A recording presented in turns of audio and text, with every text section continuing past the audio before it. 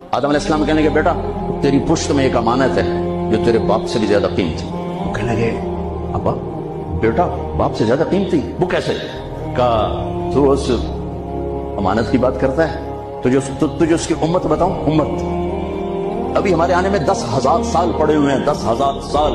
اور آدم علیہ السلام فرما رہے ہیں بیٹا اس ہستی کو چھوڑ اس کی امت کا بتاؤں. کہ جی بتاؤ. میں نے ایک خطا کی, میرے کپڑے اتار دیے.